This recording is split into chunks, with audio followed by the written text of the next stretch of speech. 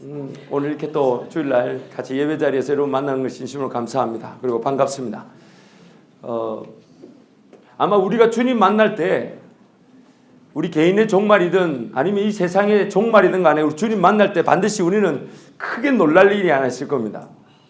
크게 놀랄 일이 하나 있을 건데 그게 뭐냐면 하나님이 나를 위해 계획해 놓으신 그 어마어마한 꿈들을 거기가 뭐 이제 발견할 텐데 하나님이 나를 만드셨고 이 세상에 하나밖에 없는 존재로 만드셨을 때에 하나님이 계획하셨던 그 놀라운 꿈들과 계획이 분명히 있을 것인데 우리 부족한 연약함으로 그 하나님의 꿈 계획을 온전히 살지 못하고 우리 인간의 개인의 종말이든 지구의 종말이든 우리 하나님 만나는 그날에 하나님 나를 위해 계획해 놓으신 그 꿈들을 그러나 내가 미처 살아보지 못한 그 계획들을 볼 때 아마 우리 어마어마한 충격에 사로잡힐 겁니다.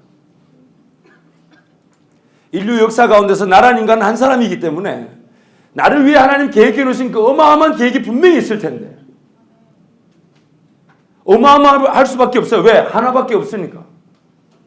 근데 그 어마어마한 계획을 지금 내가 충분히 잘 살지 못하고 미련하고 연약하고 아둔해서 부족해서 그냥 내가 최선인 줄 알고 내 눈앞에 삶을 닥치는 대로 살다가 우리 하나님 앞에 딱 갔는데 거기 가면 분명히 다 보여주신단 말이죠. 내가 원래 이런 거 계획해 두었다고. 그 다 보여주실 때 아마 우리는 적지 않은 충격에 휩싸일 겁니다. 제가 예전에 대학교 1학년 때 버스 운전기사 하시는 아저씨 이해가 안 됐습니다. 우리 교회가 아니고 학교에 그 버스를 운전하시는 기사 아저씨. 너무 아저씨 꿈도 없어요. 내가 그 얘기 한번 하고 차를 탄 적이 있습니다. 나 같으면 이거 안 한다. 그때 21살이었습니다. 나 같으면 이런 거 안 한다. 이러고 쑥 탔습니다. 2년인가 3년 마치고 나서 군대 갔다 오고 난 다음에 갔는데 그 아저씨 아직도 버스 기사를 하고 계시더라고요. 그래서 또 한마디 옛날에 했던 말이 생각나서 아저씨 3년 동안 계속 하셨어요? 네, 그 말하고 또 차를 탔습니다. 일주일이 뒤인가 그 아저씨가 오늘 자기한테 시간 한 10분만 달라고 해서 그래서 10분만 시간을 주려고 하는데 조용히 눈물을 흘리면서 저한테 이렇게 얘기하셨습니다. 나도 이거 원하지 않지만 그동안 내가 살아왔던 삶이 오늘 이것이 나의 결과이기 때문에 나 묵묵히 감당하고 이기고 있지만 너 나한테 3년 전에 했던 말 아직도 내 머리 생생한데 오늘 또 그 얘기 해줘서 고맙다. 그러면서 이제 자기 자신을 위해서 기도해달라고 그랬습니다. 인생을 채찍질하면서 다시 걸어가겠노라. 여러분 우리 삶의 관건은 우리는 지금 내가 걸어가는 이 발자국 한 걸음이 얼마나 중요한지 잘 모릅니다. 근데 꼭 가보고 나서 압니다. 너무너무 아파하죠. 꼭 가보고 나서. 정말 여러분한테 제가 할 수만 있다면 여러분 미래에 하나님 뭘 계획했는지 저부터 좀 듣고 좀 보여주고 싶어요. 야, 네 지금 이럴 때가 아니야. 하나님 어마어마한 걸 계획해 두셨는데 네 오늘 걸어가는 이 걸음이 과연 이걸 향해 가고 있는 거겠니? 제가 여러분을 위해서 기도하는 제목이 이겁니다. 하나님 이들에게 오늘이라도 이들만이 걸어갈 꿈과 비전을 일러주십시오. 깨닫게 해주십시오. 붙들고 살아가게 해주십시오. 이것저것 이건가 싶어 이것도 하고 저건가 싶어 저것도 하는 그게 아니라 한길 가게 해주십시오. 한길 가게 해주십시오.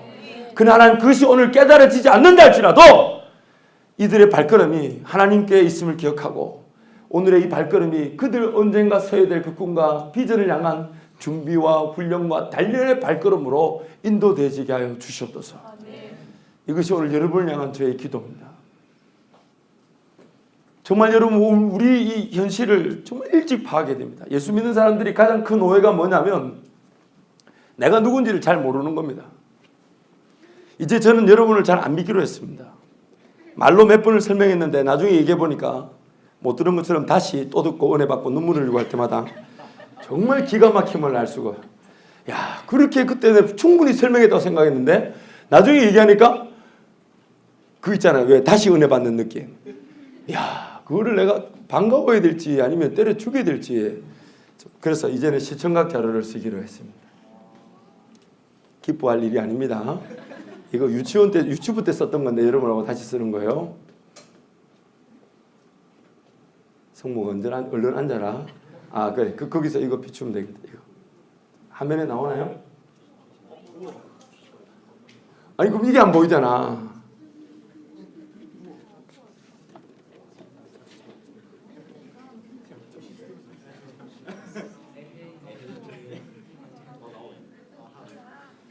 안 하는 게 낫겠다. 소모.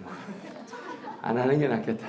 다음에 소모 아직 불 다 켜두고 안 하는 게 낫겠다. 그냥 이대로 가는 게 낫겠다. 여러 가지 시도를 하는 우리의 사정을 이해해 주시기 바랍니다. 다음부터는 더 열심히 잘하도록 하겠습니다. 이것도 해보고 저것도 해보고 정말 이거 오늘 만드는데 시간 많이 들었고 돈 많이 들었고 우리 만드는 데 고생했던 우리 대은이하고 평아 우리 박수 한번 쳐주세요. 여러분 오늘 우리의 가장 큰 아픔은 바로 이것입니다. 우리라는 존재를 우리가 잘 모른다는 겁니다. 성경이 말하고 있는 우리라는 존재가 분명히 의미하는 바가 있는데 우리는 그 존재를 잘 모릅니다. 첫 번째 우리라는 존재는 이처럼 깨끗한 뭔가 비워져 있어서 하나님의 은혜가 마구자구 막 들어가고 하나님의 꿈이 막 심기고 우리가 듣는 대로 막 실행이 되고 듣는 대로 우리 삶 가운데 채워지고 듣는 대로 실행이 되고 열매를 맺는 그런 삶이 아니라 오늘 우리의 삶은 이렇게 까맣습니다. 완전히 까맣습니다. 마치 어떤 통을 쓰고자 하는데 그 통 안에 쓸모없는 게 이렇게 담겨 있어서 그 통을 쓸 수가 없습니다. 그래서 이 통에 있는 것을 끄집어내야 되는 게 첫 번째 우리가 처한 영적 상황입니다. 그래서 우리가 성령 충만을 받는다 할 때 우리가 잊지 말아야 될 게 반드시 이런 현상이 나타납니다. 보세요. 하나님의 말씀을 통해 음성을 듣습니다. 기도하죠. 무지하게 기도하죠. 한동안은 신앙생활이 별로 재미없습니다. 예수 믿는 거 그렇게 뭔가 변화도 없고 바뀌는 것도 없어 보일 수 있어요. 그렇지만은 하나님 말씀을 또 듣고 그러나 그 말씀이 전체인 줄 알았지만은 뭔가 내 삶에 변화가 일어나기 시작합니다. 행동이 일어나기 시작합니다. 예전에는 분명히 그렇게 말했던 사람이었고 그렇게 생각과 도둑질했던 사람들인데 우리는 점점점 우리 삶이 변화되는 걸 느낍니다. 어느 순간 한꺼번에 바뀌지 않습니다.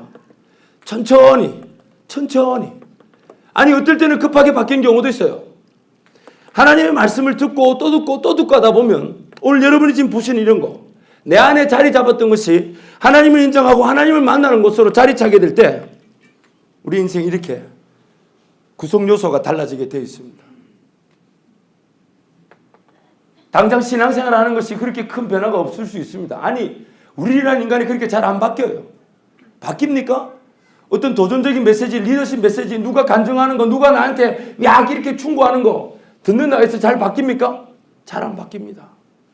그러나 끊임없이 꾸준하게 오늘이나 내일이나 그 말씀을 묵상하고 그 말씀을 기억하고 하나님 말씀하셨으니까 하나님 나에게 분명히 말씀하셨으니까 그렇게 기도하면 삽니다. 이걸 가르쳐서 성경은 성령 충만이라고 말합니다. 이걸 가르쳐서 성령 충만이라고 말합니다. 물론 주님 다시 오신 그날까지 혹은 우리 개인의 종말이 임할 때까지 이 어떤 검은 부분들 우리를 지배하고 있는 이 부분들이 여전히 남아있을 것입니다. 100% 깨끗해지는 사람은 없을 것입니다. 더 웃긴 거는 성령 충만을 많이 받았습니다. 충분히 받았어요. 그래서 정말 우리 안에 이런 지배하는 것들이 다 빠져나간 듯 보여도 어느 순간 우리도 모르는 사이에 인생길 한번 자빠지고 나면 그 안에 성령 충만 찾던 게 완전히 사라져요. 다시 더 웃긴 거는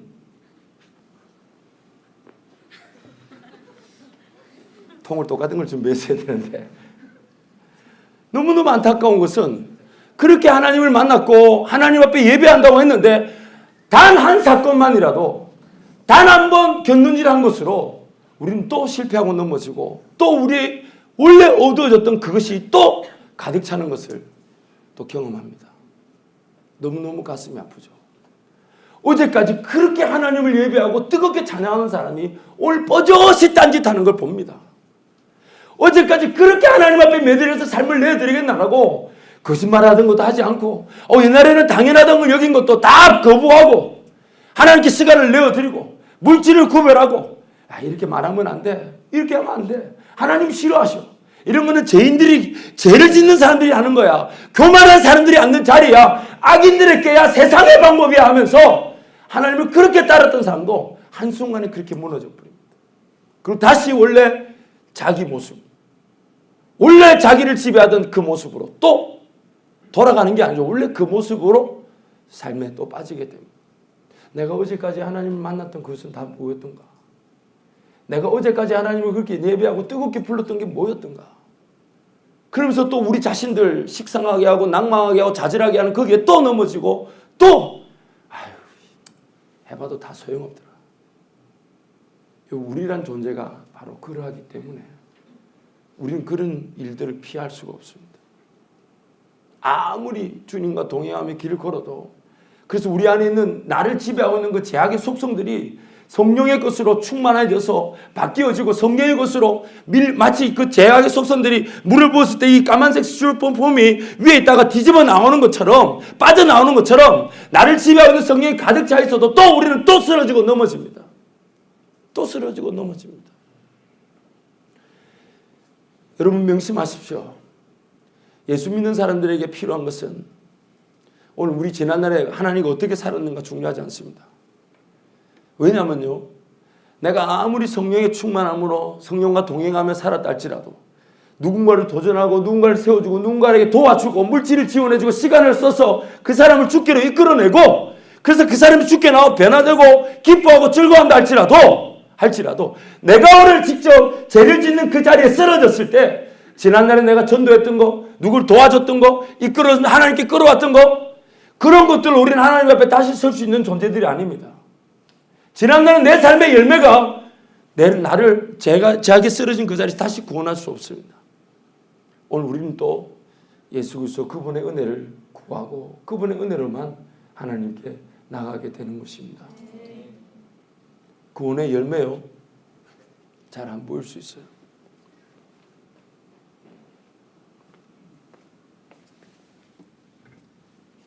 오늘 임원들 청소를 많이 해야 되겠네. 별로 하는 일도 없는데 이런 거라도 해야 안 되겠나?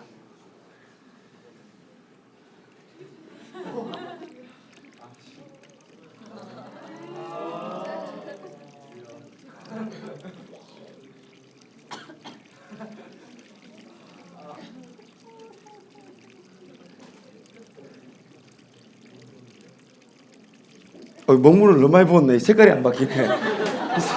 색깔이 바뀌어야 되는데 색깔이 안 바뀌네 이게. 먹물을 너무 많이 부었네. 다시 NG. 이거 먹물이 안 바뀌네. 다시. 아니 먹물을 너무 많이 넣었네.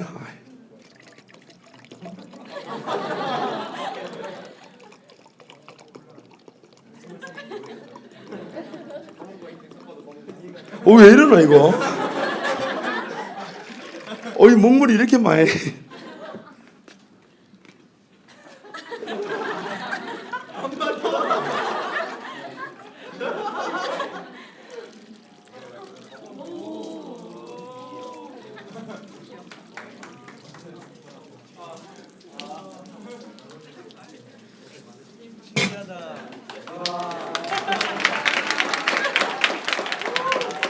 야, 너가 박수 치니까 내가 불쌍하게 느껴지잖아.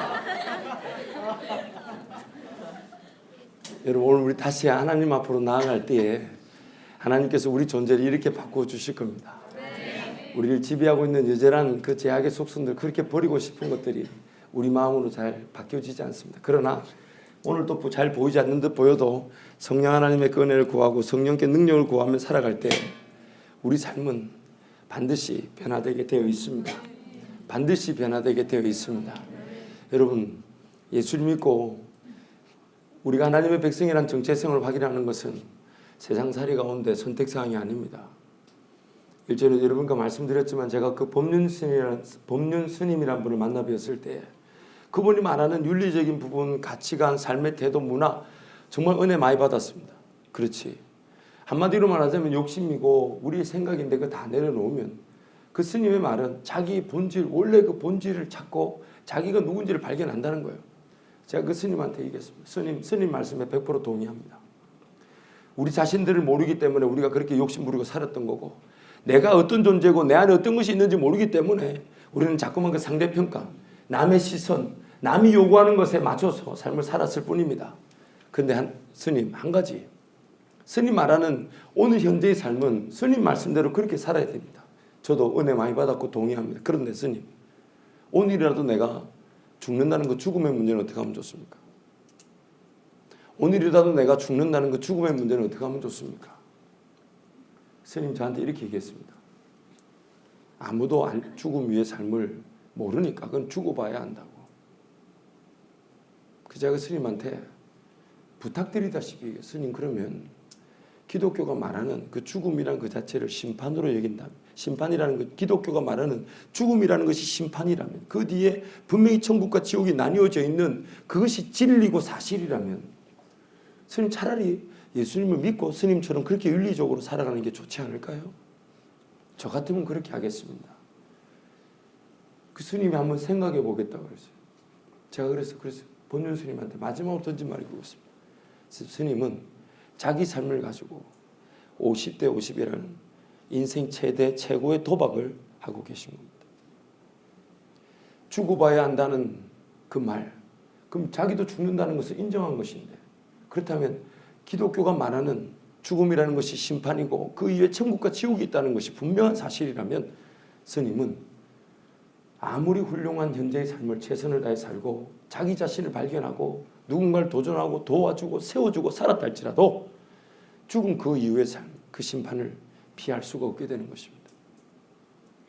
여러분, 두 가지 사실 잊지 마십시오. 내가 죽어야 될 죽음을 죽어주신 분이 바로 예수 그리스도이십니다. 그리고 우리가 성령의 충만함으로 삶을 살아가나 우리 존재가 잘 안 바뀐다는 사실, 또 그렇게 바뀌고 성령 충만했다 할지라도 우리는 단 한 번의 사건, 단 한순간이라도 넘어지면 그동안 받았던 성령 충만을 우르르 다 쏟아버리듯 잃어버릴 수 있는 그런 약하고 어리석은 존재들입니다. 그래서 우리는 오늘도 다시 하나님 앞에 무릎을 꿇을 때에, 하나님 옛날 내가 성령의 열매를 맺었지 않습니까? 그렇게 참고 인내하고 견디면서 하나님 은혜를 보지 않았습니까? 하나님 내가 누구를 도왔고 그 사람을 전도했고 이끌어 주었고 세웠지 않습니까? 주님 나를 불쌍히 여겨달라고 말할 수 없습니다. 말할 수 없습니다. 아무리 지난날에 성령과 깊은 동행을 했다 할지라도 다시 죄를 짓고 쓰러지고 넘어진 자리에서 우리를 다시 일으켜 주시고 세워주시며 하나님께로 끌어주시는 그 능력은 우리를 위해 죽으신 예수 그리스도 그분 이름밖에 없습니다. 그분 이름밖에 없습니다. 그 예수 앞에 우리는 다시 예배하러 나온 것입니다. 여러분, 누차히 말하지만 우리란 존재 쉽게 바뀌지 않습니다. 그러나 지금 내가 읽어가고 있는 성경 말씀, 오늘 내가 한 장 읽고 두 장 읽는 그 성경 말씀이 내 삶에 큰 도전이나 변화를 일으키지 않는다 할지라도, 마치 까맣게 물이 차 있는 이 물 공간에다가 깨끗한 물을 부었을 때 그 색깔이 큰 변화가 없듯이, 큰 변화가 없지만 그러나 그것이 지속적으로 마치 물가에 심기운 나무와 같이 지속적으로 그 영양분을 공급받고 이 물이, 성령의 물이 계속적으로 주입되기만 한다면 우리는 언젠가는, 아니 그리 멀지 않은 시간 내에 하나님의 생각, 그리고 우리 삶을 통해 내가 사는 것이 아닌 예수가 살아간다는 그 모습을 분명히 우리가 보게 될 줄 믿습니다. 지금 당장 무릎 꿇지 않았다고, 기도하지 않았다고 우리가 쓰러지고 넘어지고 좌절하는 건 아닙니다. 지금 당장 하나님 말씀을 읽지 않았고 가까이 대하지 않았다 해도 그렇게 우리 삶이 뭐 죽음에 이른다든지 어려움을 겪지 않습니다. 그러나 여러분 명심하십시오. 그 오늘 내가 하나님 앞에 한 걸음 한 걸음 나아가는 그 발걸음이야말로 우리를 회복시킬 수 있는 유일한 길입니다. 아무것도 일어나지 않는 것처럼 보여도 내가 하나님께로 나아가는 그 한 발걸음 그것이야말로 우리를 변화시킬 수 있는 유일한 길입니다. 몸이 건강하지 못한 지체들 만날 때마다 너무너무 마음이 안타까워요. 근데 그 몸이 불편한 지체들을 보면 공통적으로 제가 느끼는 게, 그 사람들이 이렇게 몸이 아프기까지 하루 뭐 한 끼 식사 제대로 못했거나 뭐 며칠 굶었다고 해서 몸이 그렇게 확 나빠지는 게 아니었어요. 꾸준하게 먹어야 될 음식을 먹지 않았고 꾸준하게 규칙적으로 자기 몸 관리를 하지 않았던 것이 누적되어 와서 어느 날 몸이 불편한 것으로 나타납니다. 그리고 몸이 아팠을 때 몸을 고치고자 하는 의도가 없는 사람 누가 있겠습니까? 몸이 낫고자 하는 그런 갈망한 멸망함이 없는 사람 어디 있겠습니까? 그런데 그 몸이 낫고자 할 때 그때 내가 한두 끼 열심히 잘 먹고 내가 한두 끼 뭔가 열심히 체력 관리 운동 잘했다고 해서 그 몸 아픈 것이 낫지 않습니다.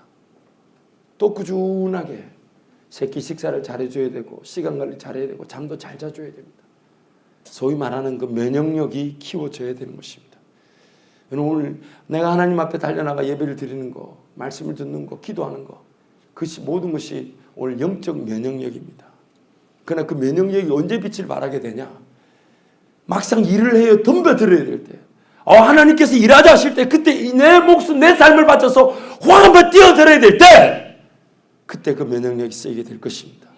지금 여러분은 면역력을 쌓아야 될 시기입니다. 여러분 시기에 어떤 성령의 기적, 은사 잘 안 나타날 수 있습니다. 그런 거 별로 중요치 않아요. 하나님 때가 되면 다 주신 문제이고 오늘 나란 이 존재가 영적 면역력을 키우듯이 성경 한 장 읽어가고 두 장 읽어가고 무릎을 꿇고 내 하나님을 인정하고 내 하나님 그분의 음성에 따라 살기로 작정하면서 걸어가는 그 한 발자국이 머지않은 그날에 우리의 영적 면역력을 더욱더 든든히 해주고 하나님 야 너 이거 한번 해보자 할 때 그 하나님 앞에 거침없이 쓰임받을 것입니다. 야 이거 한번 해보자. 네 인생 지금까지 나와 함께 동행했는데 이제 한번 일을 한번 해보자 할 때 그때 우리의 삶이 충분히 쓰일 줄 믿습니다. 여러분 학기 말입니다. 이 학기 말 여러분 나름대로 최선을 다해서 공부하겠죠. 그래 잊지 마십시오. 이 학기 말이 비단 이 시험 기간 안에 치료해야 될 문제가 아니라 여러분의 한 학기의 평가가 되어야 될 것인데 그래서 지금부터라도 이빨 꽉 깨물고 학기 말을 잘 준비하십시오. 그러나 잊지 마십시오. 하나님과의 관계가 흐트러져서는 안 됩니다. 제가 정예일부 우리 처음에 작년에 겨울에 왔을 때에 방학기간을 보내면서 깜짝 놀랐습니다. 이렇게 방학기간에 열심히 신앙생활 하는구나. 굉장히 반가웠습니다. 그런데 방학기간이 끝나고 학기가 개학하자마자 안개 사라지듯이 사라진 여러분의 모습을 보면서 깜짝 놀랐습니다. 믿을 놈 하나도 없구나. 아니 이제부터는 안 믿어야 되겠다. 여러분 그렇게 두 마리 토끼 잡듯이 방학 때는 신앙생활, 학기에는 학업생활 그렇게 왔다 갔다 할 수 있는 게 우리 신앙생활이 아니에요. 하나님 그분이라는 분명한 토대를 쌓아두고 그 위에 나의 학업, 진로, 또 미래의 어떤 계획들, 또 심지어 결혼의 문제 이런 것들이 세워져야 합니다. 그래야만이 넘어지지 않습니다.